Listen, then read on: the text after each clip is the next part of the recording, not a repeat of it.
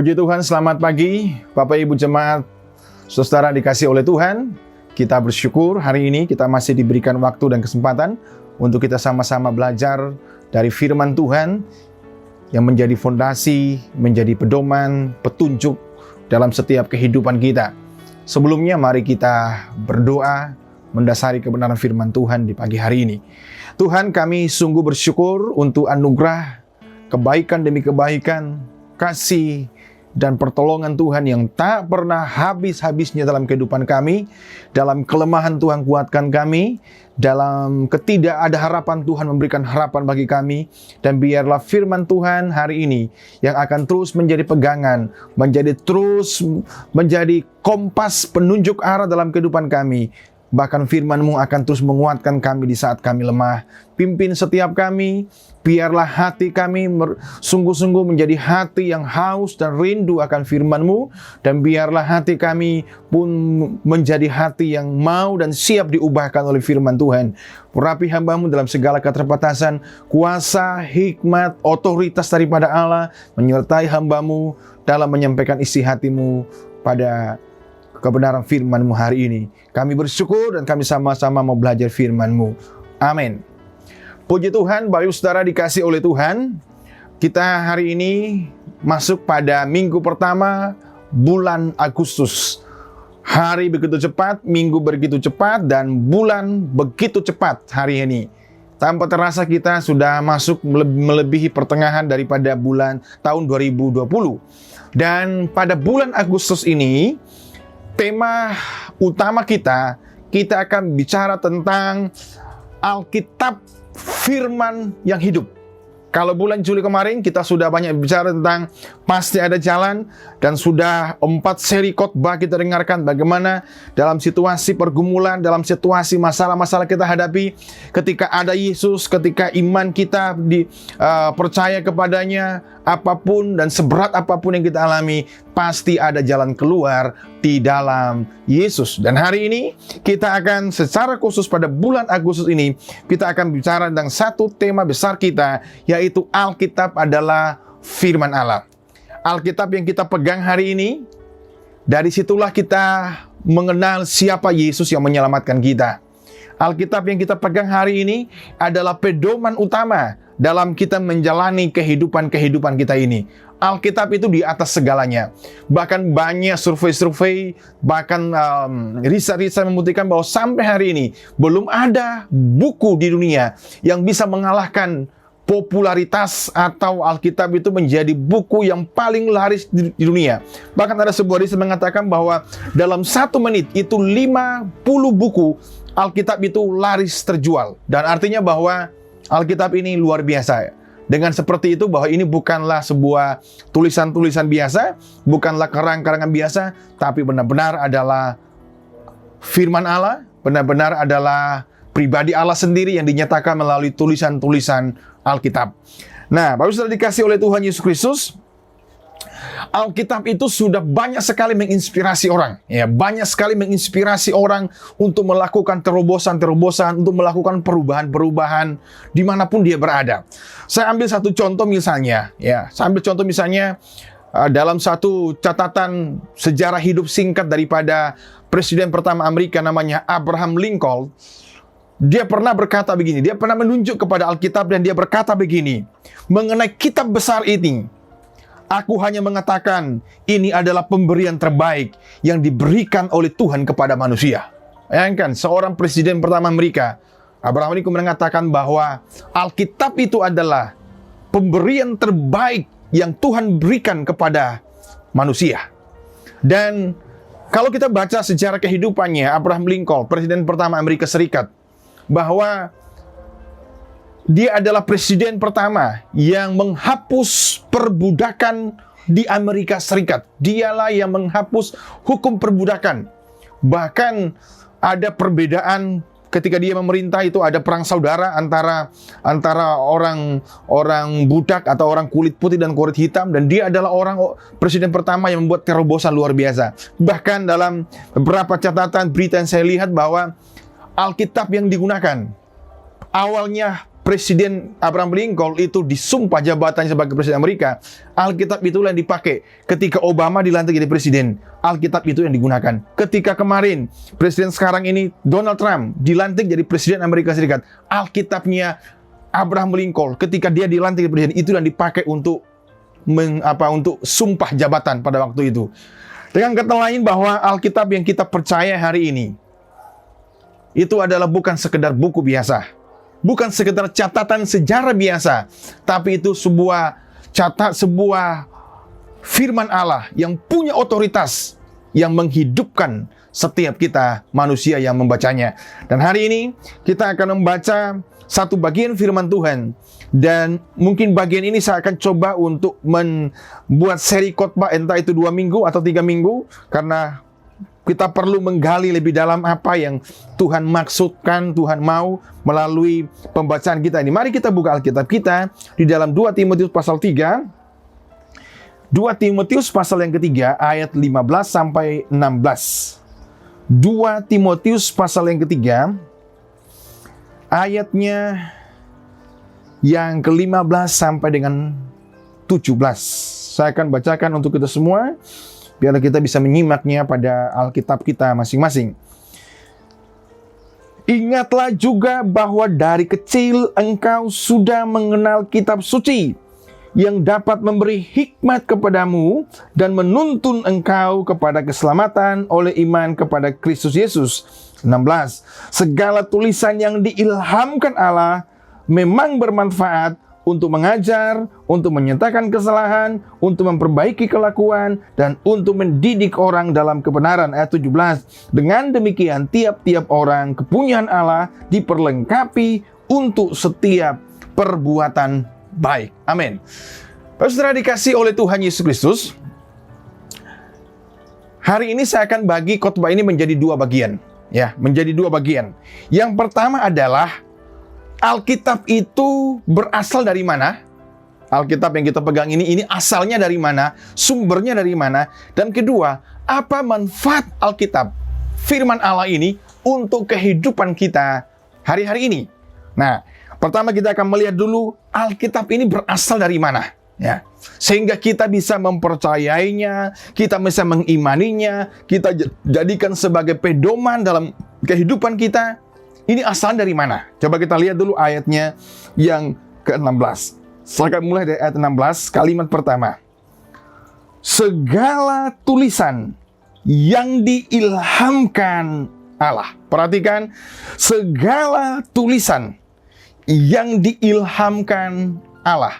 Artinya bahwa Alkitab ini itu sumbernya dari Allah. Segala tulisan.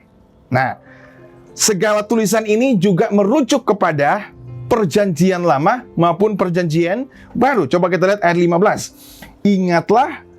Ingatlah juga bahwa dari kecil engkau sudah mengenal kitab suci.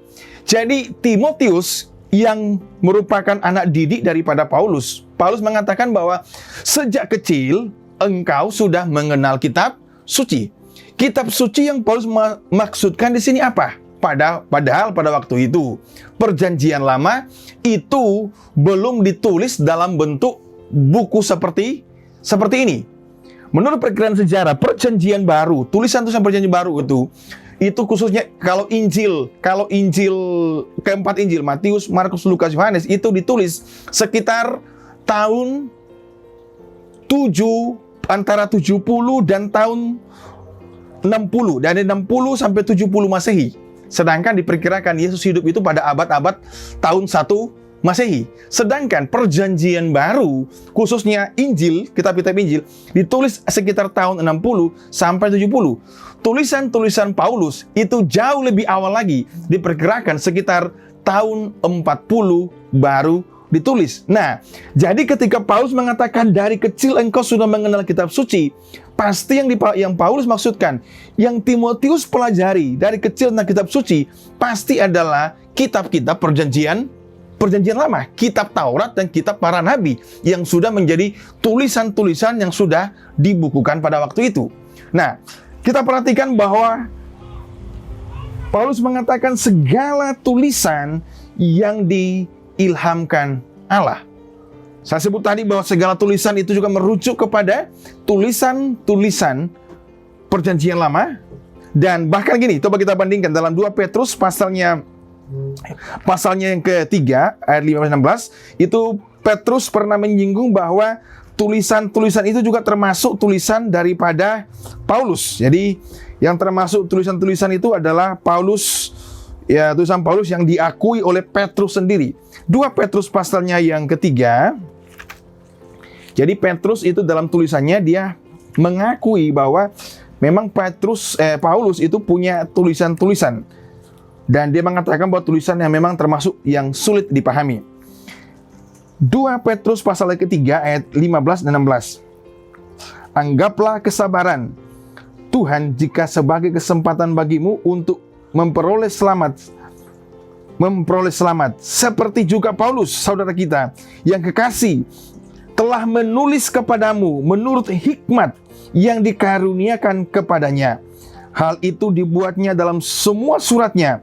Apabila ia berbicara tentang perkara-perkara ini, dalam surat-suratnya itu ada hal-hal yang sukar dipahami, sehingga orang yang tidak memahaminya dan yang tidak teguh imannya memutarbalikannya menjadi kebinasaan mereka sendiri, sama seperti yang juga mereka buat dengan tulisan-tulisan lain.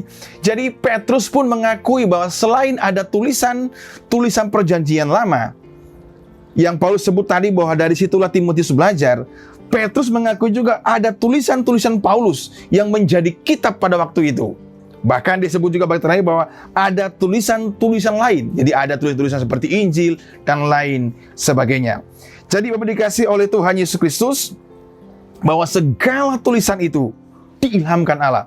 Kata diilhamkan ini sebenarnya kurang tepat, karena kalau kata ilham itu biasanya itu orang pahami sebagai cuma ide. Ya, jadi seolah-olah para penulis seperti Petrus, Paulus, mereka cuma dapat ide lalu mereka kembangkan itu. Sebenarnya tidak. Sebenarnya lebih tepat adalah inspirasi sebenarnya. Inspirasi. Kalau lihat dalam teks-teks bahasa Inggris itu pakai inspiration. Jadi inspirasi itu berarti bahwa semua bentuk kata segala macam itu dalam kendali dan pimpinan daripada Roh Kudus yang mendorong mereka ketika mereka menulis Alkitab. Nah, jadi diilhamkan Allah segala tulisan Perjanjian Lama, tulisan Kitab Perjanjian Baru yang diilhamkan Allah. Kata diilhamkan ini atau inspirasi ini dalam bahasa aslinya begini.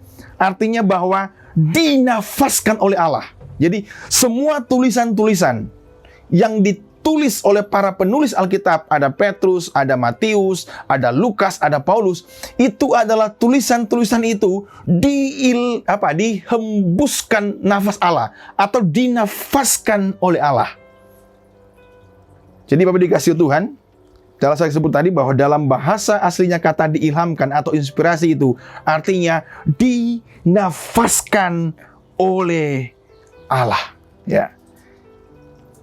Yang diilhamkan mulai dari beritanya, katanya, makna, dan proses penulisannya. Jadi semua para penulis itu benar-benar dalam dorongan dan pimpinan Roh Kudus. Mereka menulis dalam setiap kemampuan mereka. Jadi gini, seringkali kita pahami bahwa ketika mereka dipimpin Roh Kudus, didorong Roh Kudus, itu berarti mereka seperti robot menulis. Pokoknya apa yang dikatakan Roh Kudus, pokoknya mereka seperti hanya didikte dan tidak punya kebebasan. Tidak, sebenarnya kata didorong itu berarti gini, mereka tuh punya kebebasan dalam mereka berkreasi menulis, tapi kebebasan mereka itu ada dalam kontrol daripada Roh Kudus. Contoh begini, kalau kita pahami bahwa para penulis Alkitab, mereka seperti robot dikontrol oleh Allah atau Roh Kudus, itu pasti, tulisan mereka itu pasti semua sama. Tetapi kalau kita melihat begini. Contoh, Paulus dan Petrus. Itu Tuhan memakai Paulus dan Petrus, itu berbeda. Walau Tuhan memakai kemampuan, keahlian Paulus sebagai seorang intelektual, sebagai seorang ahli filsafat, ahli bahasa Yunani, dengan tulisan-tulisan yang dalam, dengan tulisan-tulisan yang begitu bagus sekali sampai Petrus mengakui bahwa tulisan Paulus itu sulit dipahami. Kalau kita tadi baca dalam 1 Petrus ayat 2 pasal 3 tadi. Nah, jadi Bapak dikasih oleh Tuhan Yesus Kristus, karena segala tulisan merupakan isi hati Allah atau dinafaskan Allah. Tulisan-tulisan dalam Alkitab adalah merupakan isi hati Allah atau dinafaskan oleh Allah. Wahyu Allah, maka nilai dan otoritas daripada setiap tulisan itu ada istilah disebut merupakan sesuatu yang inherent. Inherent itu saya jelaskan gini.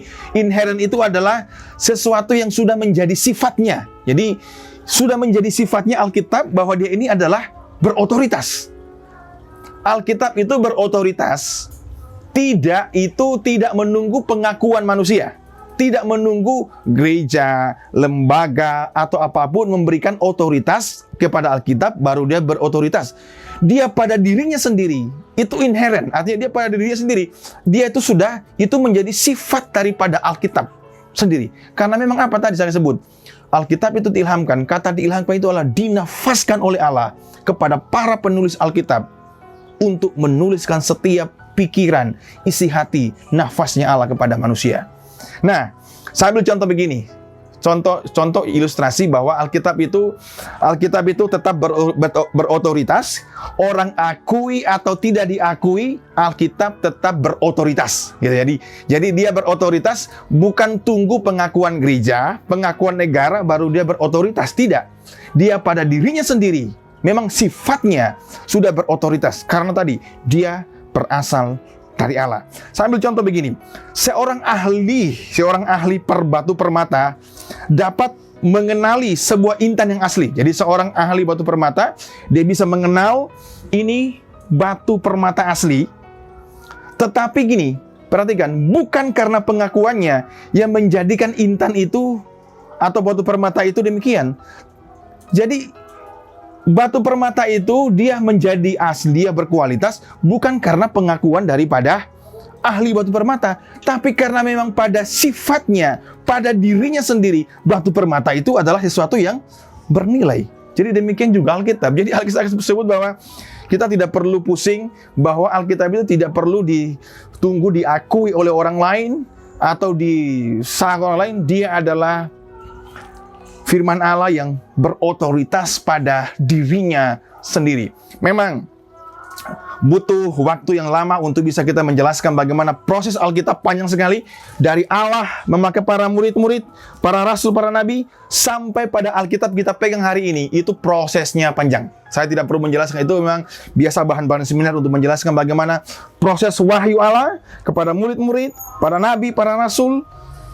Sampai hari ini kita pegang Alkitab itu prosesnya panjang sekali. Nah, kalau demikian apa manfaatnya, apa aplikasinya bagi kita? Ketika kita tahu pertama bahwa Alkitab itu asalnya dari Allah, dinafaskan oleh Allah. Yang pertama begini, apa menjadi perlindungan kita dari poin ini? Yang pertama adalah, kalau setiap Alkitab itu, firman Allah yang kita pegang hari ini adalah, kita percaya itu adalah dinafaskan oleh Allah. Nafas Allah, isi hati Allah sendiri. Berarti setiap kata-katanya adalah hidup untuk kita. Pernah nggak kita dalam kehidupan kita ketika kita putus asa, ketika kita lagi tidak ada harapan, ketika kita lagi lemah, kita membaca Alkitab. Kita membaca Alkitab dan ayat-ayat tertentu itu menguatkan kita. Ayat-ayat tertentu itu memberikan kita motivasi, memberikan kita harapan. Ketika tidak ada harapan kita hadapi, itu menunjukkan bahwa Alkitab itu bukan sekedar tulisan biasa. Dia adalah hidup karena benar-benar itu adalah nafas Allah yang dihembuskan keluar oleh Allah, lalu kemudian ditulis oleh para penulis Alkitab. Yang kedua, apa aplikasinya yang kedua? Yang kedua adalah begini. Banyak orang Kristen hari-hari ini lebih gemar mendengar namanya suara Tuhan. Ya, lebih suka dan seolah-olah itu disebut orang yang paling rohani ketika dia itu mendengar suara Tuhan secara langsung. Wah, Tuhan itu berbicara kepada saya. Dikit-dikit ngomong Tuhan itu berbicara kepada saya. Saya dengar suara Tuhan begini. Padahal Bapak dikasih Tuhan Yesus Kristus, saya tidak mengatakan itu salah, tapi itu sebenarnya itu masih perlu diverifikasi. Apakah itu benar suara Tuhan atau suaranya siapa gitu ya? Orang lebih gemar, orang kesehari lebih gemar mendengar, lebih senang mendengar suara Tuhan secara langsung tanpa mereka mau membaca Alkitab. Bagi saya bahwa Alkitab dari Kejadian sampai Wahyu itu sudah lebih daripada cukup suara Tuhan untuk bisa menguatkan kita, untuk bisa memberikan kita arah hidup yang tepat. Mari hari ini, ketika kita dalam pergumulan hidup, bacalah Alkitab, bacalah firman Tuhan. Bacalah Alkitab, di situ Tuhan akan berbicara. Karena Alkitab ini, yang kita pegang ini, diilhamkan Allah, itu adalah nafasnya Allah sendiri. Ya, jadi jangan kita terlalu suka mencari suara-suara Tuhan gitu ya. Waduh, keren banget itu ya dengan suara Tuhan segala macam.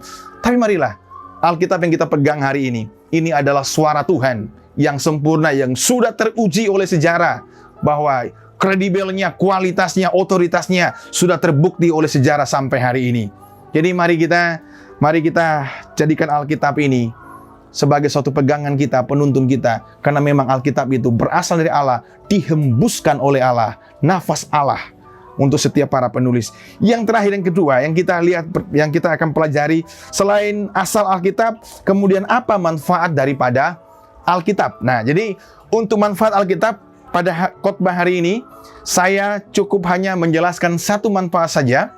Minggu-minggu depan kita akan seri melanjutkan lagi apa manfaat Alkitab. Dari 2 Timotius pasalnya yang ketiga ini, ayat 15 sampai 16. Jadi hari ini saya membahas cuma satu, apa manfaat Alkitab.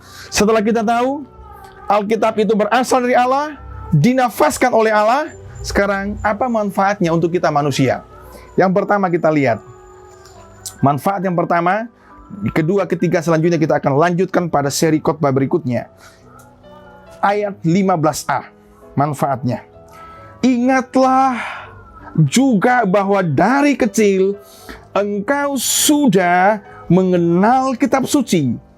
Perhatikan, yang dapat memberi hikmat kepadamu. Nah, manfaat pertama Alkitab adalah memberi hikmat. Pertama, ya, memberi kitab suci dapat memberi hikmat kepadamu. Itu nasihat Paulus kepada anak didiknya yang bernama Timotius. Kalau sudah dikasih oleh Tuhan Yesus Kristus, hikmat yang dimaksud di sini adalah ketika Paulus katakan bahwa kitab suci itulah menuntun engkau, ya, atau memberi engkau hikmat.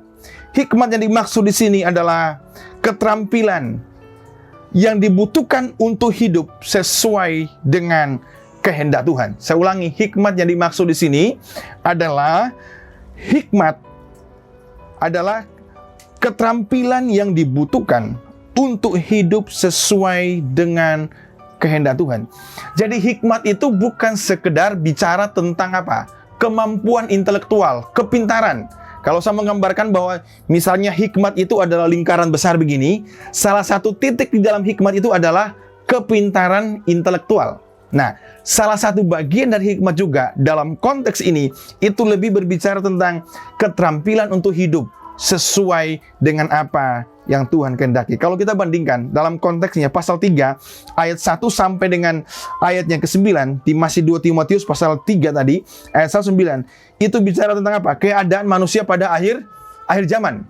Kalau kita baca situ ada orang yang mencintai uang, ada orang yang hidup untuk dirinya sendiri, kemudian ada orang yang berontak terhadap orang tua dan lain sebagainya. Itu menunjukkan bahwa apa? Orang-orang yang tidak mau hidupnya itu dituntun oleh hikmat dari firman Allah.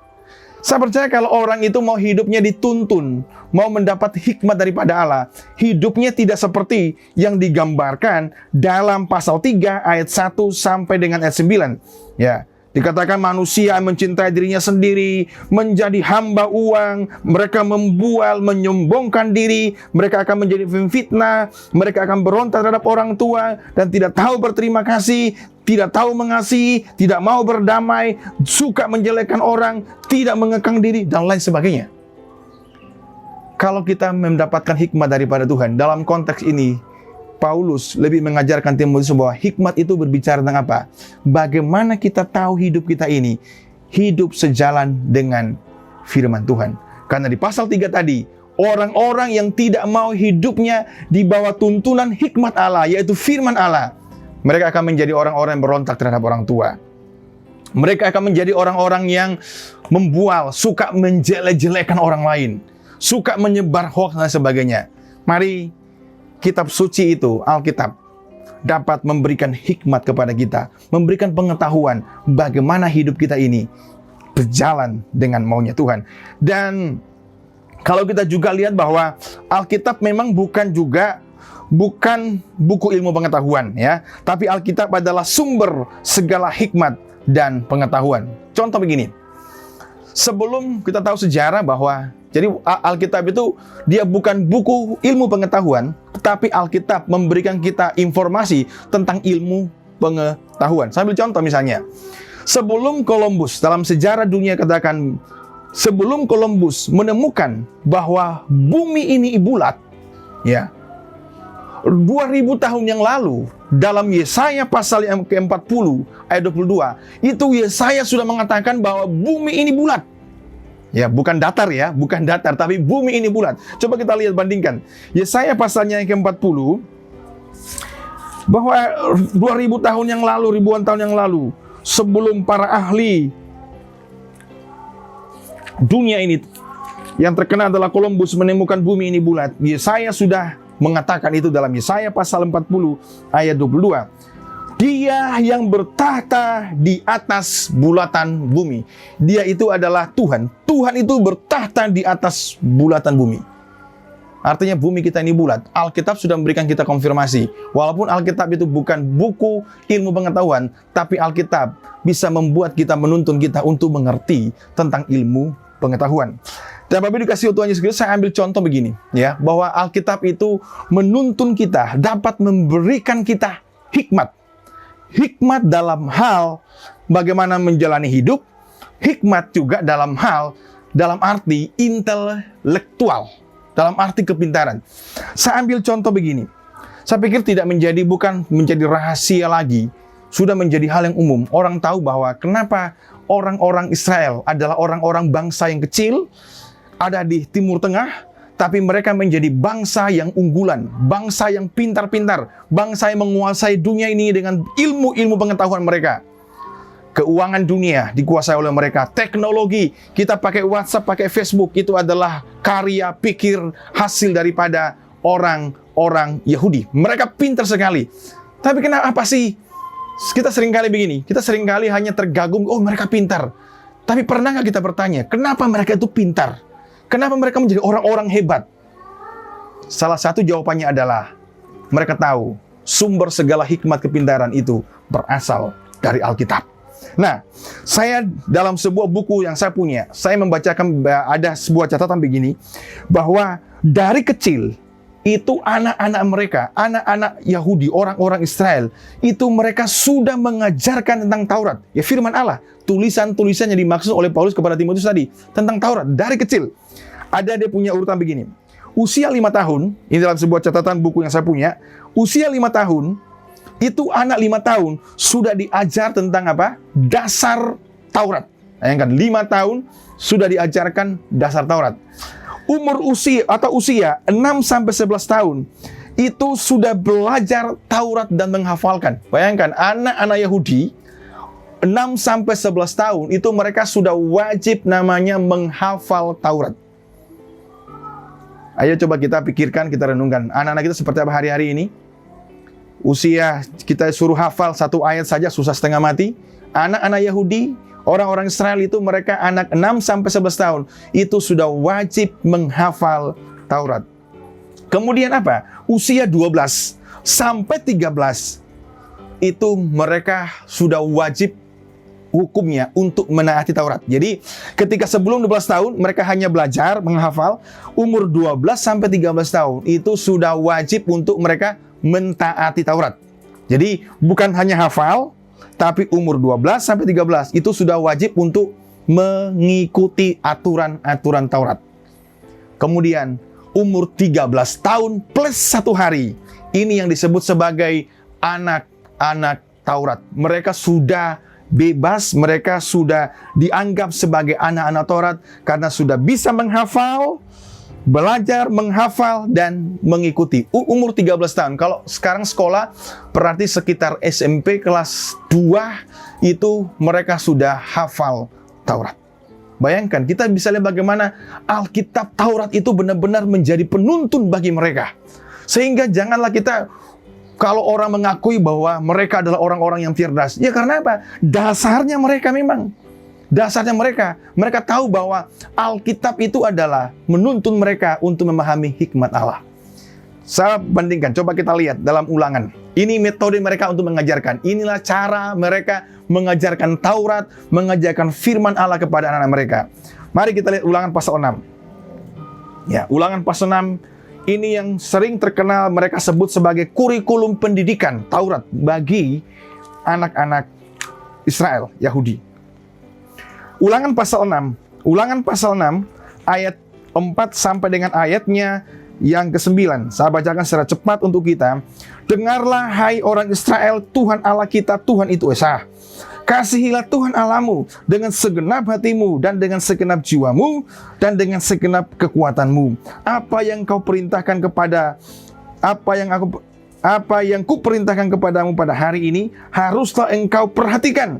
Haruslah engkau mengajarkannya berulang-ulang kepada anak-anakmu dan membicarakannya apabila engkau duduk di rumah, apabila engkau sedang dalam perjalanan, apabila engkau berbaring, apabila engkau bangun. Haruslah juga engkau mengikatkannya sebagai tanda pada tanganmu, dan haruslah itu menjadi lambang di dahimu, dan haruslah engkau menuliskannya pada tiang pintu rumahmu dan pada pintu gerbangmu.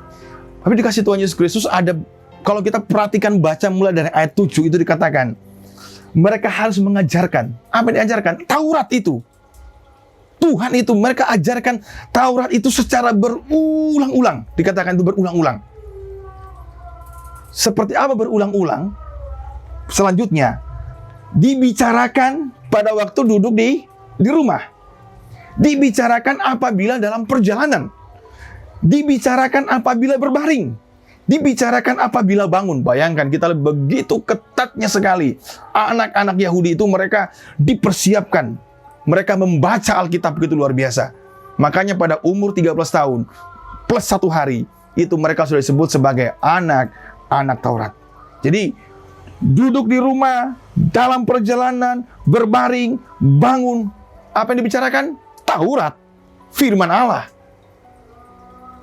Dan bahkan di ayat selanjutnya katakan, mengikatkannya di tangan, menjadi lambang di dahi, menuliskan pada tiang pintu rumah dan pada pintu gerbang. Saya tidak perlu menjelaskan itu sepanjang lebar karena itu perlu penjelasan.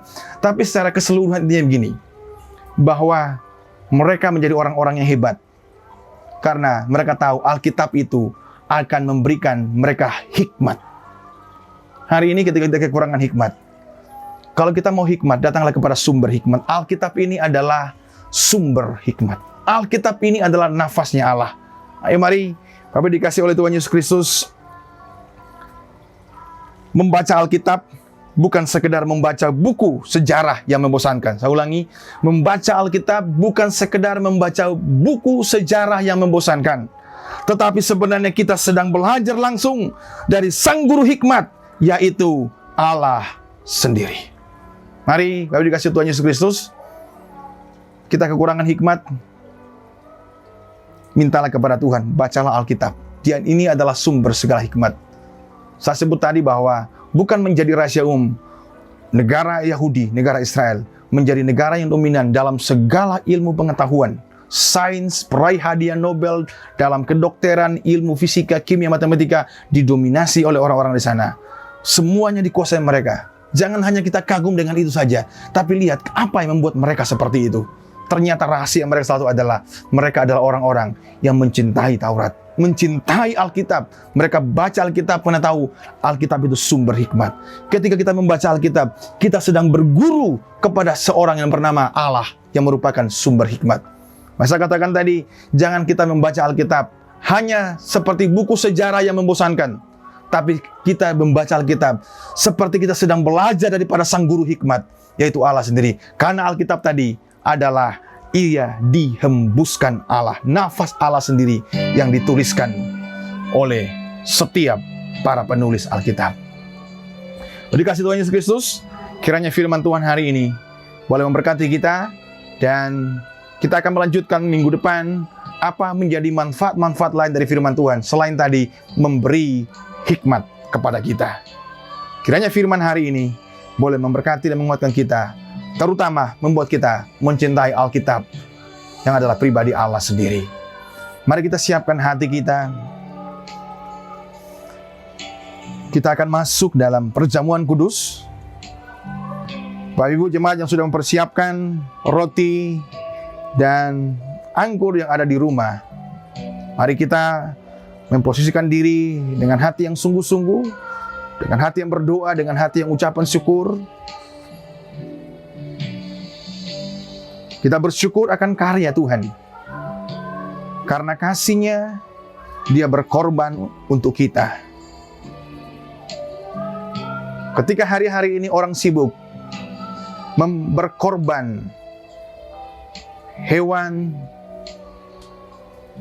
berlomba-lomba untuk berkorban. Tapi ingatlah bahwa pengorbanan Kristus satu kali untuk selamanya. Dia berkorban ganti kita. Dia menggantikan kita. Syukurilah akan setiap kasih Tuhan yang luar biasa itu. Kita tidak mampu dan tidak sanggup untuk memikul, menggantikan setiap hukuman atas dosa kita. Tapi Kristus melakukannya untuk kita. Siapkan hati kita.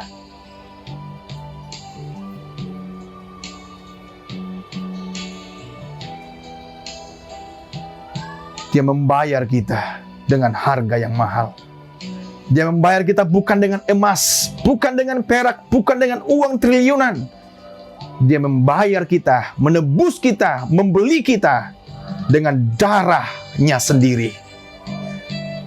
Ketika Dia mati di Golgota, membuat kita hari ini layak dan pantas berdiri di hadapan tahta kasih karunia-Nya. Bersyukurlah untuk pengorbanan Tuhan. Bapak Ibu jemaat di rumah yang sudah mempersiapkan perjamuannya masing-masing, mari kita berdoa. Arahkan hatimu kepada salib Kristus di Golgota.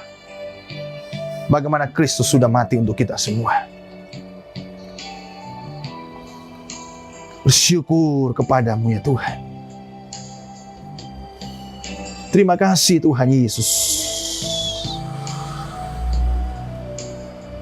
Di hadapan kami ada roti dan anggur yang melambangkan daripada tubuh dan darah-Mu. Setiap jemaat yang sudah mempersiapkan di rumah masing-masing roti dan anggur yang melambangkan tubuh dan darah-Mu, hamba berdoa di dalam nama Tuhan Yesus Kristus. Tuhan, persiapkan hati kami. Kami sungguh bersyukur bagaimana pengorbanan Tuhan begitu ajaib. Pengorbanan-Mu begitu luar biasa. Begitu kuatnya kasih Tuhan menarik kami. Melebihi dosa menarik kami kepada kebinasaan. Kasih-Mu lebih kuat mengangkat kami. Terima kasih Tuhan Yesus. Kami selalu kagum akan kasih-Mu yang begitu ajaib itu. Setiap roti dan anggur yang sudah disiapkan oleh setiap umat-Mu jemaat di rumah masing-masing, hamba berdoa di dalam nama Bapa, Anak dan Roh Kudus. Tuhan berkati semua, Tuhan kuduskan semua, sehingga setiap kami yang makan dan minum boleh mendapatkan berkat, anugerah, kasih karunia, kekuatan, pertolongan yang daripada Allah di dalam nama Yesus. Terima kasih Tuhan Yesus. Biarlah setiap kami yang boleh menikmati dengan iman dan ucapan syukur, kami sungguh-sungguh dibaharui oleh Tuhan, diubahkan oleh Tuhan. Terima kasih Bapa di sorga. Yang lemah benar-benar dikuatkan oleh Tuhan. yang tidak ada harapan diberikan harapan melalui karya salib Tuhan. Yang putus asa dalam kehidupannya diberikan sukacita dan damai sejahtera. Yang dalam kelemahan diberi kekuatan. Yang sedang sakit disembuhkan oleh Tuhan dalam nama Yesus. Kami bersyukur kepada Tuhan. Kami sama-sama boleh menyambut dan menerima perjamuan ini dengan iman dan ucapan syukur kepada Tuhan. Haleluya. Dalam nama Yesus. Amin.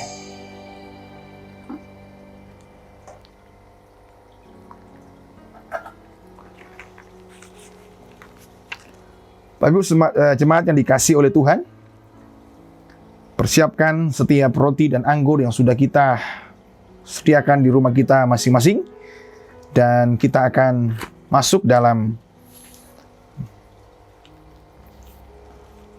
perjamuan kudus secara bersama-sama.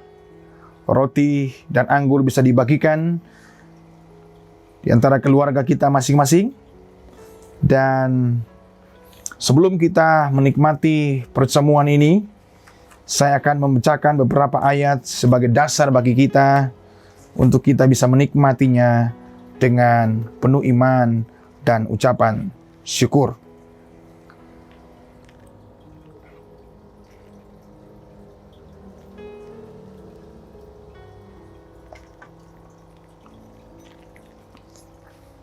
Bapak Ibu jemaat dikasihi Tuhan, mari kita angkat roti yang melambangkan daripada tubuh Kristus.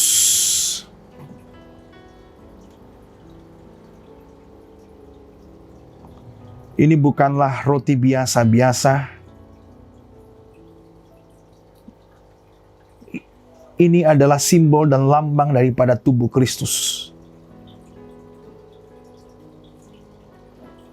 Seharusnya tubuh kita, seharusnya kitalah yang harus tersalib.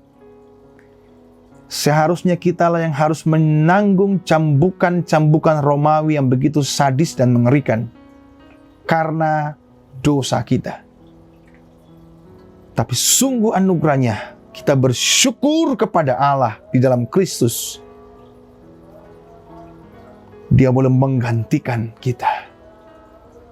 Dia memberikan tubuhnya, tubuh yang tidak berdosa dibuat berdosa. Tubuh yang kudus dan mulia dibuat tercabik-cabik, hancur. Bahkan Yesaya mengatakan, sampai tubuhnya, wajahnya tidak sama lagi seperti anak manusia. Hancur tubuh Kristus demi kita. Sudahkah kita berkorban sebagaimana Kristus sudah berkorban bagi kita?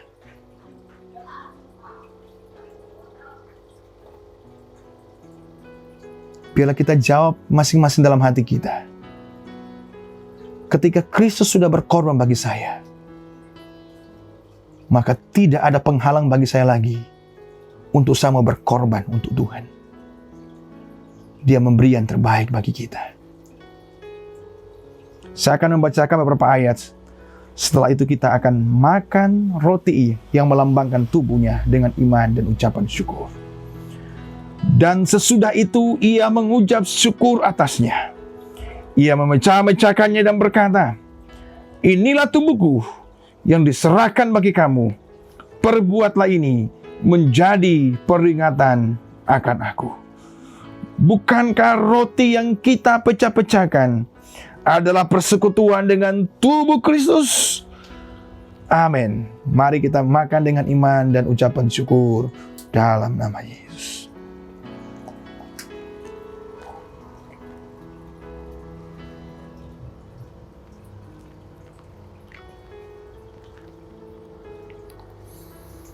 Setelah itu mari kita angkat cawan yang berisi anggur. Darah Kristus cukup untuk menyelesaikan setiap dosa kita. Seberat apapun pelanggaran kita, dosa masa lalu, dosa hari ini, bahkan dosa yang akan datang, Tuhan sudah selesaikan bagi kita. Tidak ada dosa yang tidak bisa ditutupi oleh darah Kristus. Darahnya, di dalam darahnya ada kehidupan.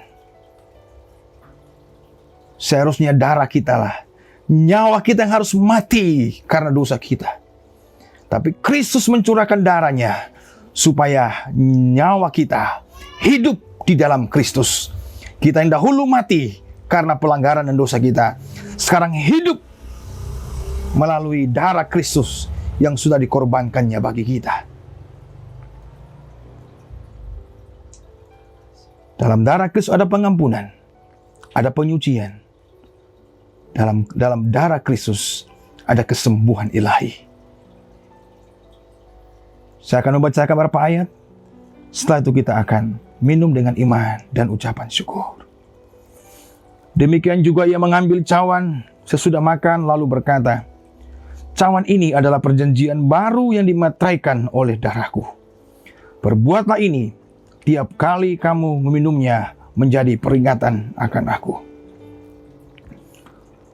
Bukankah cawan pengucapan syukur yang atasnya kita ucapkan syukur adalah persekutuan dengan darah Kristus? Amin. Mari kita makan, minum dengan iman dan ucapan syukur.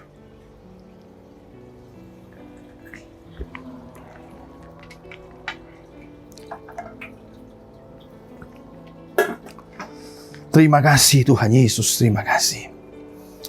Kami bersyukur kepada Tuhan. Engkau baik bagi kami. Terima kasih Tuhan Yesus. Pengorbananmu memulihkan kami. Tubuh dan darahmu membuat kami yang dahulu jauh sekarang menjadi dekat. Kami yang dulu hilang sekarang kami ditemukan. Kami bersyukur kasih Tuhan yang begitu luar biasa. Kasih yang menemukan kami. Kasih yang mengangkat kami. Kasih yang membuat kami bernilai lebih daripada apapun dalam dunia ini. Terima kasih Tuhan Yesus, terima kasih. Kami bersyukur kepada Tuhan untuk perjamuan, persekutuan dengan tubuh dan darah-Mu. Kami percaya setiap kami yang sudah makan dan minum, kami percaya kami akan mendapatkan kekuatan yang baru. Yang sedang dalam lemah iman dikuatkan oleh Tuhan. Yang sedang dalam pergumulan-pergumulan hidup, Tuhan akan memberikan kekuatan untuk melewatinya, bahkan jalan keluar bagi mereka. Yang sedang dalam kelemahan tubuh, sakit penyakit, Tuhan menyembuhkan mereka dalam nama Yesus. Yang sedang dalam kebimbangan dan sedang dalam kebingungan, Tuhan berikan kepastian hidup bagi mereka. Terima kasih Tuhan Yesus, terima kasih. Kami bersyukur Tuhan, biarlah kebenaran-kebenaran firman yang sudah kami dengarkan bersama hari ini membuat kami makin mencintai firman Tuhan. Firman-Mu adalah nafas Allah sendiri. Firman-Mu adalah pikiran isi hati Allah sendiri. Biarlah membuat kami makin hari makin memahami firman Tuhan yang akan memberikan hikmat bagi kami dalam kami menjalani kehidupan ini, dalam kami melakukan apapun yang Tuhan percaya kami. Sumber hikmat adalah firman Allah itu sendiri. Terima kasih Bapa di sorga, materaikan firman-Mu yang sudah kami dengarkan bersama pada siang hari ini. Terima kasih Tuhan Yesus, kami bersyukur dan kami akan mengakhiri ibadah kami pada siang hari ini di rumah kami masing-masing. Dan biarlah Bapak Ibu jemaat yang dikasih oleh Tuhan dimanapun kita berada hari ini, arahkanlah sama-sama hati kita kepada Tuhan, sumber segala berkat, hikmat, dan segala pengetahuan itu. Biarlah kita mengangkat kedua tangan kita, menerima berkat yang terbaik daripadanya. Bapa, kuduskanlah tangan hamba-Mu. Biarlah tangan Allah sendirilah yang turun memberkati setiap kami umat-Mu yang setia mencari Engkau, setia dalam persekutuan-persekutuan di rumah kami masing-masing. Tuhan memberkati Engkau dan melindungi Engkau. Tuhan menyinari Engkau dengan wajah-Nya dan memberi Engkau kasih karunia. Tuhan menghadapkan wajah-Nya kepadamu dan memberi Engkau damai sejahtera. Di dalam nama Bapa, Anak, dan Roh Kudus, hamba sampaikan berkat ini bagi umat-Mu. Amin. Bapa, terima kasih.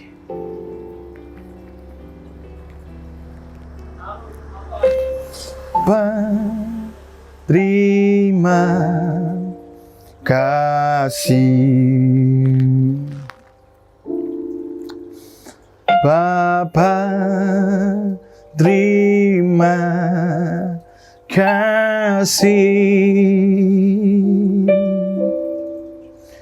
Bapa di dalam surga,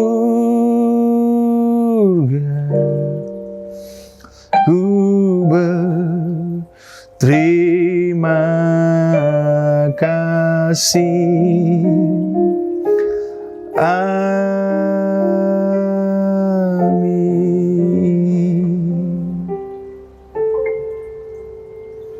Ibadah kita sudah selesai dan selamat siang. Shalom, Tuhan Yesus memberkati kita. Sampai jumpa pada ibadah-ibadah selanjutnya.